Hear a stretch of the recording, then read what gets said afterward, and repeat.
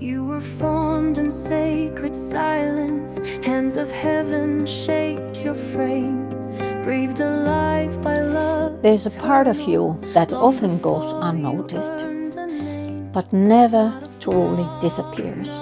It's not dramatic, it doesn't shout, but it speaks, especially in the quiet moments.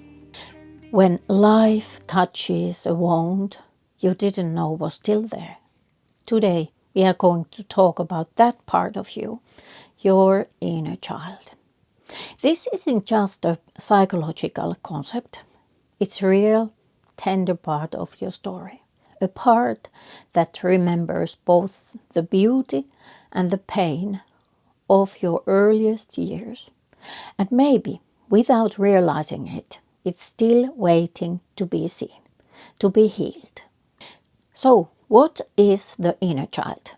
The inner child is the emotional and spiritual imprint of your early years. It holds your first experiences of love and safety, but also your first encounters with fear, shame, rejection, and loneliness. Maybe your needs weren't met. Maybe you were criticized, ignored, or made to feel like your feelings were too much. Or maybe you simply never had someone who looked at you and said, "You're safe, you matter, I see you, I love you." But here's the truth. That child is still there. Not to shame you or slow you down, but to be healed. Welcome to Dignity Talks. I'm Ritva Huusko, psychotherapist from Finland, and passionate about exploring healing and wholeness through both psychology and biblical wisdom. Here we talk about faith, emotional growth, and the dignity of being human. If you are seeking insight, hope, or just a quiet space for your soul, you're in the right place. Subscribe and join us in this meaningful journey. It doesn't cost anything. But let's go back to the topic of day. How do we know the inner child needs healing? You might notice it when you overreact emotionally and wonder, why did that hurt so much? You feel abandoned even in a crowd. You self-sabotage when things go well.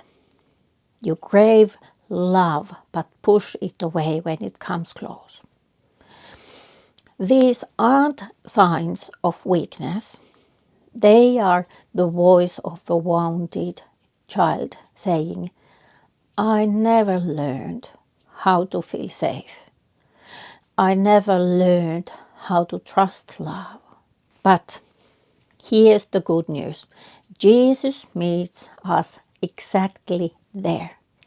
God's heart for your inner child is good. You don't need to go back into your past alone. Jesus already carried your pain.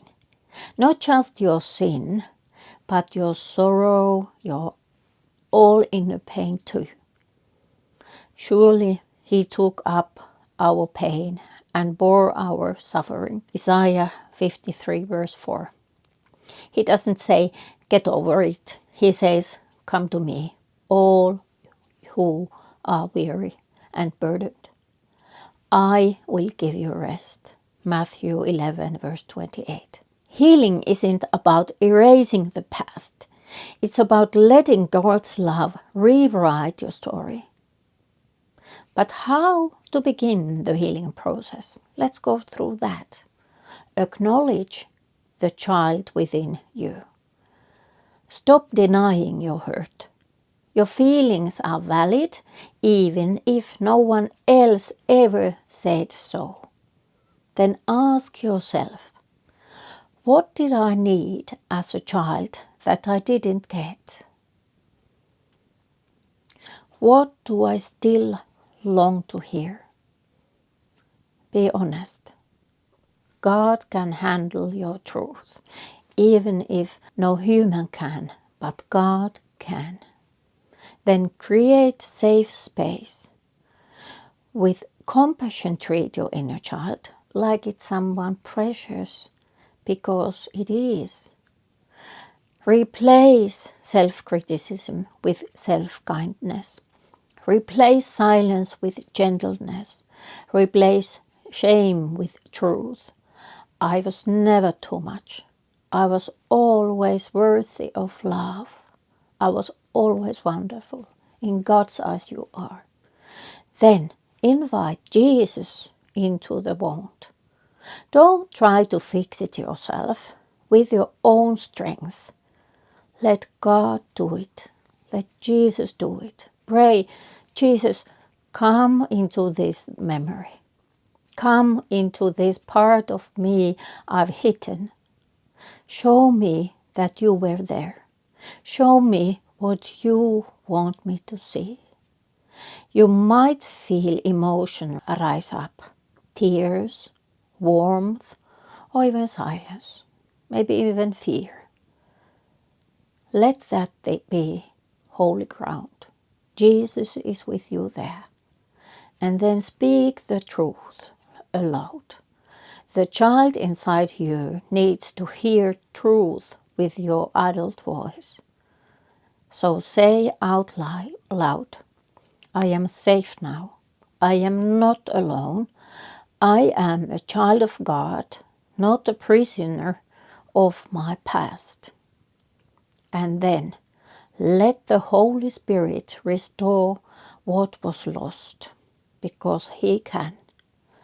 Only God can truly restore what others broke.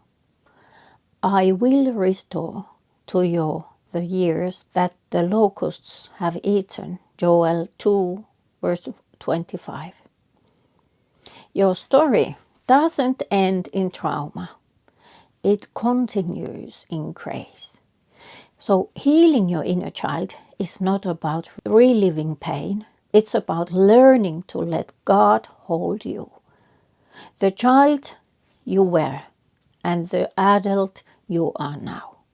You don't have to have it all together. You just have to be willing to be seen, known and loved. Again, and or maybe first time in your life. Jesus doesn't come to fix your image. He comes to restore your identity. He comes so that you learn that you are loved, you are chosen, you are safe, and you are never too far gone to be healed.